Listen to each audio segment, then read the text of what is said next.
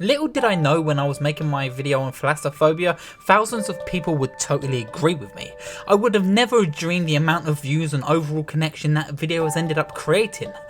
But there's been a presence that's lingered since then. Not playing or even mentioning Subnautica in that video was the worst mistake I could have ever done.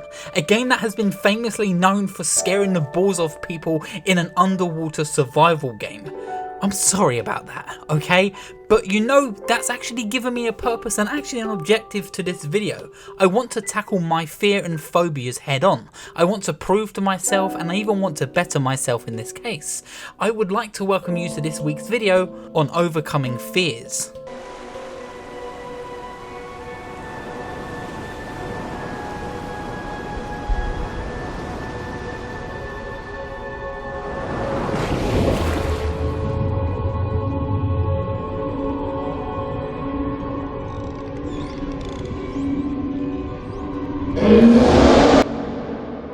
The ocean for many people is a world of wonder, freedom and amazing memories.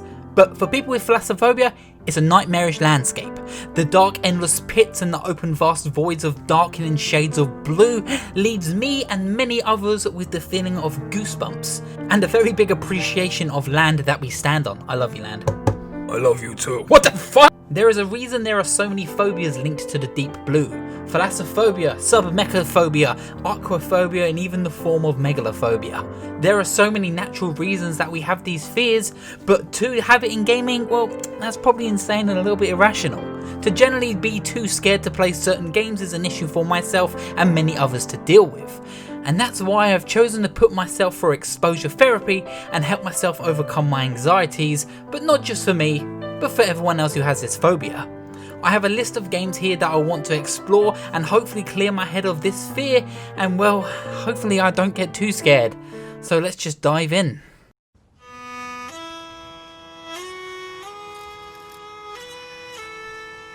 I adore Sea of Thieves aesthetically and as a multiplayer game.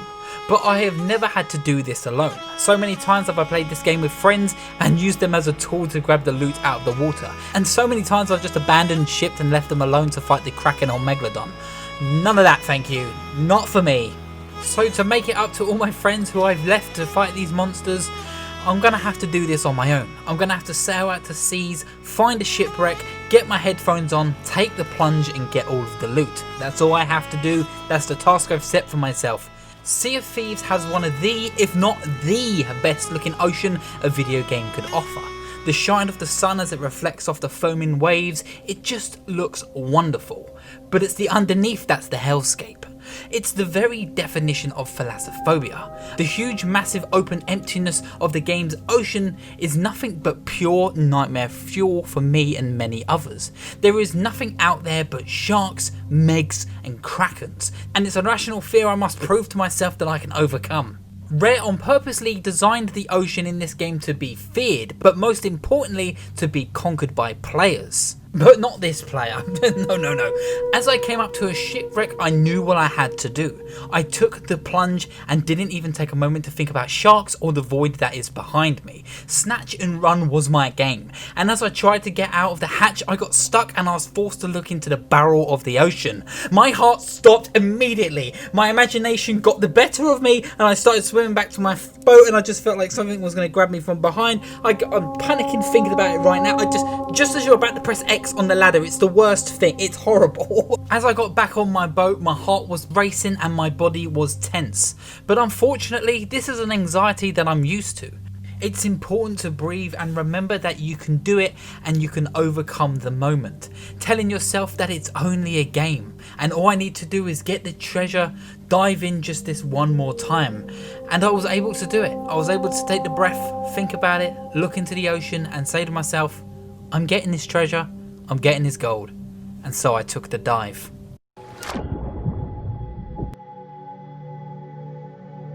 Minecraft is a game that allows us to focus on freedom with no limits to the world.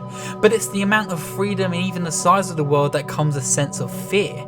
We could feel watched, alone and even stalked at times. I never got bothered by the seas of Minecraft in the early days. It was just a thick blue layer with a few squids. How could anything scare you in this weird blocky world? So I gave it a go again. same as Sea of Thieves, alone, facing it head on. I got in a boat, went out in the middle of nowhere, and it hit me again. That feeling my body gets. I was tensing up. I thought of the most detailed monster lurking in the gloomy depths of a Minecraft ocean. But why? Thalassophobia is a completely rational fear. It's an evolution and even a related fear to the fear of the dark. It's completely primal in all regards. We as mammals and land creatures, we rely on our senses to survive. The darkness limits us, but at least we have our ears. But the ocean, it completely takes away everything, and that's what makes us feel helpless and feared within that moment of being in the empty void. So the few of us that suffer from this fear taps into that primal instinct, and well, the idea of death comes rushing towards all of us. We don't know what could cause this harm from the depths, the void, the emptiness. It leaves us helpless and feeling small in something we don't quite understand. So what did I do in Minecraft? I decided to fly as high up as I could, and I just threw myself into the deep end. Literally. As I stopped flying in the air, I realised that it was time to go, and as I made impact, it was at first dark. My phobia was going through the roof. But then the screen started to clear up, and then it hit me. The emptiness isn't there to remind me of the horrors of the ocean in Minecraft, but instead it's the peacefulness. It's how peaceful, untouched, and even how wonderful it is to see these mobs just floating about enjoying their day. It felt so nice just to watch them not have a care in the world, much like I very much should do in this moment.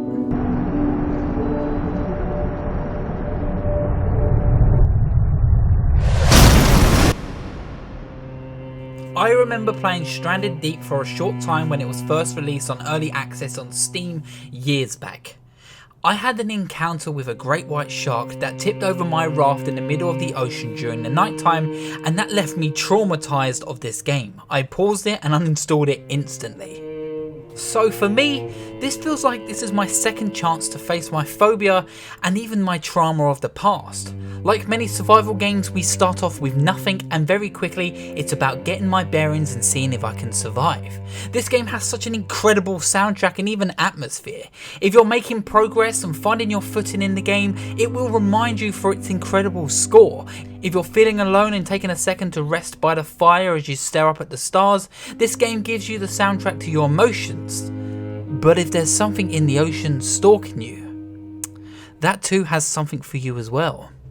The shark music is perfect. It's horrible, but it's perfect. It's a constant reminder of the danger that lurks within the waters. So you better stay on land. Well, you can bet that I did. No, fuck off. I really was surviving just fine on one island, but I was only just getting by. But I knew if I wanted to survive that I would need more supplies, and where they were located in the boats and even other islands. It actually took me a whole entire in-game night to work up the courage to just take my first dive. And as I sat through that stormy night, I contemplated the idea of not even talking about this game in this video and just turn it off. That's fine, no need to, just be a coward. No one will never even need to know. No, I had to do it to survive, and I needed to stop being scared of the ocean right now. Surviving isn't easy, and this fear is only a part of that. As I jumped in, I got scared immediately from the lack of visuals. The overall tone and situation just felt dreadful. As the reefs and the aquatic lives revealed themselves to me as the mist and even dark visuals drew themselves back. So did the boat, and it just felt terrible. I was just waiting for something to appear, but nothing did. I was waiting for a shark to come out and bite me in the arse, but nothing happened. And I don't know if that actually makes it worse or not. So next, I needed to find lashings and some food, because what I was getting from my island was very quickly depleting. I had to face that moment again in the past. As I dragged my raft to the waves begrudgingly, it just started pounding in my heart over and over again. I was scared, I was frightened, I even froze up at some moments, but I jumped on the boat and started paddling towards another island, my thumb hovering over the pause button and ready to quit immediately at the sight of anything going wrong. The shark in my head was lingering, and even in the distance I could feel a constant threat. I could feel the shark waiting and trying to find that perfect time to attack, and all I could do was just hold forward and keep going. Making it to the island, getting enough food for days, materials were everywhere. I was able to survive, and I even gained something out of it because I decided to push past that fear. I didn't let myself recoil into a panic state.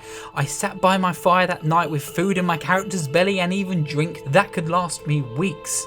There was a strong sense of pride because I did it. I was able to overcome that fear and I didn't recoil into a panic state. I was able to sit there that night, look into the stars and just say to myself, yeah, you overcome your fear and you got something out of it. You should be proud of that. And you know what? I think my character's actually going to survive.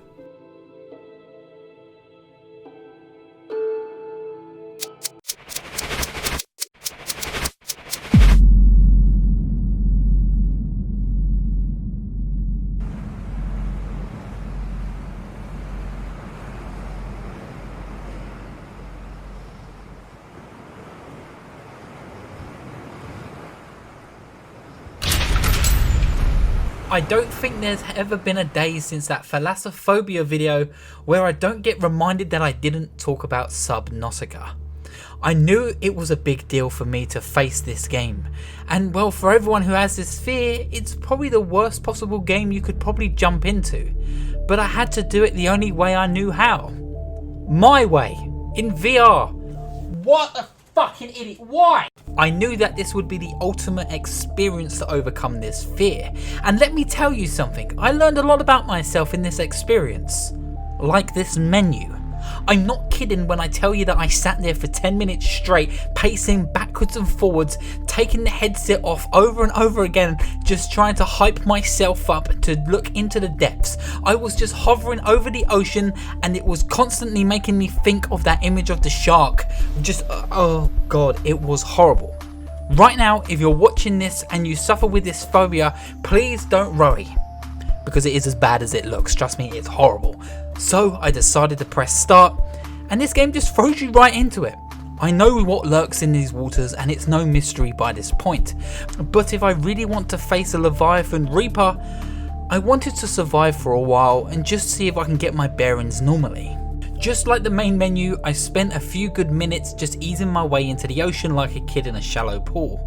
And soon as I jumped in, it almost felt welcoming, knowing that I was in a nice little cute starting area just with everything to scale. Gasopods, bladderfish, peepers, all reminded me that everything isn't evil. I came across this weird long-nosed looking sharkfish thing and it was collecting all the scrap that I needed. It didn't seem to care that I was near, so I decided to take some of the metal for myself.